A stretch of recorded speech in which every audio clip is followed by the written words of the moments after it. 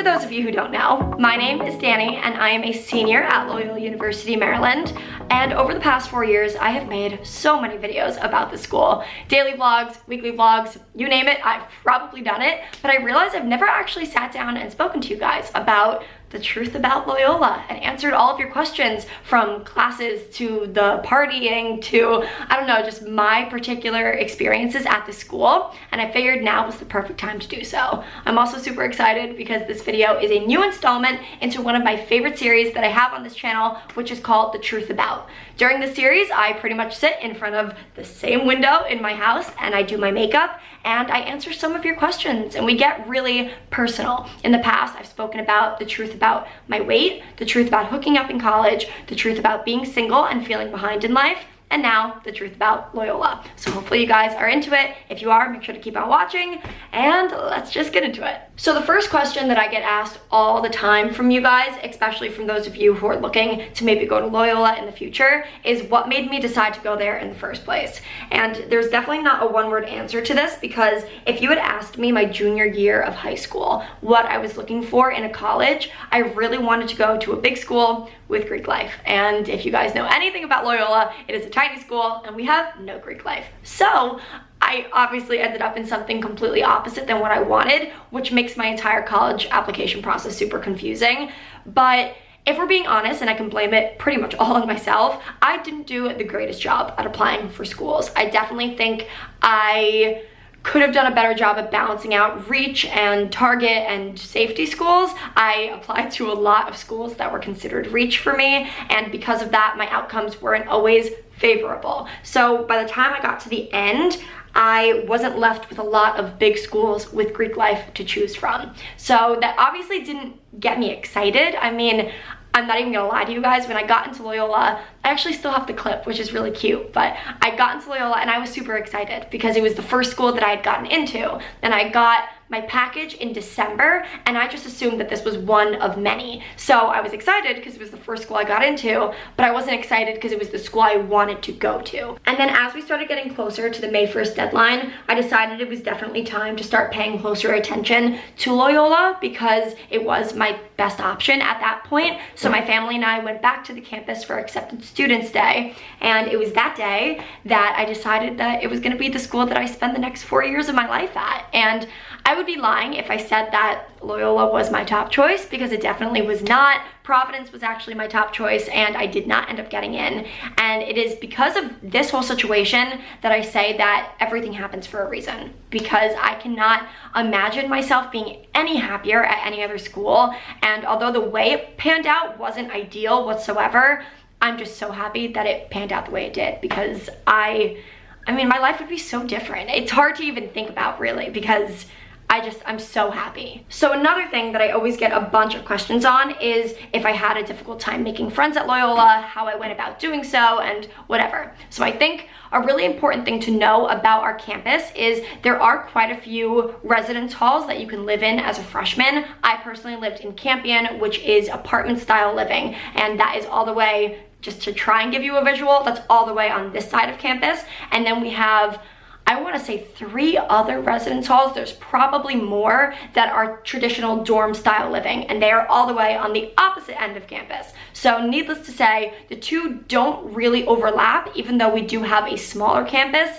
In comparison to other schools, it's definitely hard to overlap, but that's not necessarily a bad thing, because you definitely become close with the people in your building. And I mean, if it's any glimmer of hope for any of you who are looking to go to Loyola, like I said, lived in Campion, apartment style living, 10 out of 10 would recommend.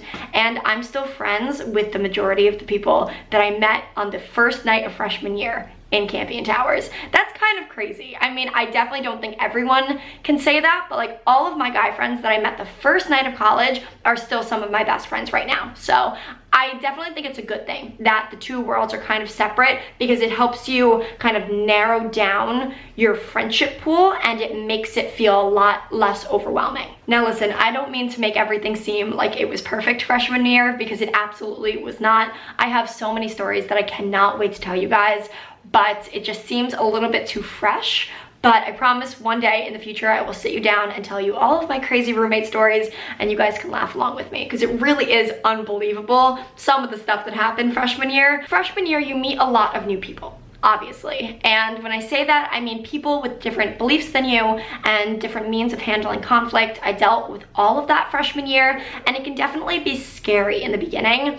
I faced it a lot with guys, thankfully none that I'm friends with anymore, but I found that I needed to defend myself and my beliefs a whole lot more than I was ever used to. And it can be an uncomfortable feeling for sure, but you kind of just have to stick to your guns in those situations and just stick to what you believe in and find people that make you feel comfortable, but also not too comfortable. When you are entering as a freshman, it's really important to pop that bubble that you grew up in, because if you don't, then you're living in this little closed-minded world. And that's the beauty of college, being able to meet a bunch of people that have different walks of life than you and have different beliefs than you, and just have experienced so many new things so you can learn more about the world. And I don't know, it's definitely a weird little balance, and it took me some time to find that balance, especially at Loyola, but I think that's something that would happen regardless of what school you go to. So I think since Loyola is a smaller school, I get asked a lot if it's cliquey. And it's a difficult question to answer, because I think when you hear the word cliquey, you picture bullying and everything that happens in the movies. And I can honestly say that I've never experienced any bullying, and I've also never witnessed any bullying at Loyola. I actually find that everyone is very, very nice, and I've had a very easy time making connections with people at the school, and I have definitely met more genuinely kind-hearted people than I have people with bad intentions at the school. And I could not say the same for any of my past experiences in high school. So it was very refreshing as a freshman to walk into an environment like that. But I think just like any school, I mean, people, especially freshman year, you cling to your friendships a little bit. And I think sometimes that can be misconstrued as being cliquey, because you find what makes you feel comfortable, and after that you don't really want to stray away to anything but. And I think to people maybe on the outside looking into a friendship or a friend group that seems a bit stronger, it can seem cliquey, but it's all about how you go about looking at it. Honestly, it's all about your perspective, because I mean, at least in my experiences, even the friend groups that I see that I'm not necessarily a part of, that seem super, super strong, if I needed to or I really wanted to, I could easily approach those friend groups and they would like welcome me with open arms. And I think that's really cool, because especially as a freshman, everyone's looking to make friends. No one really wants to be cliquey, because I mean, you're all in the same boat. So I don't know, that's kind of what I have to say on that topic. I can definitely see how smaller schools can be viewed as cliquey, the same way that Greek life can be viewed as cliquey, because it is smaller groups of people, but I don't think it is. I think it's all about your perspective. So I guess since I'm making this video, I should probably talk a little bit about academics, because that is why you are going to the school in the first place, isn't it? So again, I can only really speak for the communications department, because that is where I spend the majority of my time. But I've had so many incredible experiences with professors over the years. I think I can honestly count the negative experiences I've had on 2 fingers, and they were with the same professor. So that definitely says a lot. In particular, the department head, the department chairwoman, I don't really know her exact title. She's incredible. She has helped me with so much over the years, and if you're like me and you're going into advertising or public relations, you'll be spending a lot of time in the communications department, and you'll definitely be crossing paths with her. So just know for the future, she's an amazing resource. She'll help you with literally anything you need help with. She's just amazing. My capstone professor, I mean, I don't really want to call out names because it feels a bit inappropriate, but I will say I've had so many incredible experiences. Capstone professor was amazing. Department head is incredible. You're in good hands. If you're in the communications department at Loyola, I promise they will all take care of you. And I loved my professors. I had so many great experiences there, to the point where I really, really want to go back. Okay, back into the fun stuff. Not that school isn't fun, but school isn't really fun. So the social life at Loyola, this is always a very hot topic and something that I get asked about a lot. Again, I don't want to be inappropriate, but it's also really important for those of you who are looking to come to the school to know that Loyola is definitely a bar school. No way around it. that is point blank bar school. There really is no on-campus social life. People don't really have parties in their dorms. It's more so just pre-games for going out to the bars. And if you're an incoming freshman, use your best judgment. If you are going to bars, what does that mean that you need? I'm not here to advocate for anything that may or may not be illegal, but I am saying that if you are looking to participate in social life, you might need a few things. So keep that in mind. With all that being said, it's a lot of fun. I mean, bars definitely aren't for everyone. I definitely, again, like I told you guys, I wanted to go to a Greek life school, so I thought I would like thrive in a frat basement, but that's just like not true. Bars are probably the best places to meet new people, and I mean, it's very social, but they also play really good music. Baltimore City is such a cool place to go out in, and that kind of leads me to my next point. Because the majority of our social life does take place down in the city of Baltimore, I get a lot of questions about safety, and this is understandable because especially recently Baltimore has been in the news more than ever, and I think it definitely gets painted in a bad light, and it makes me sad because after spending 4 years in Baltimore, I can honestly say it's one of my favorite cities. I've had such an incredible experience here.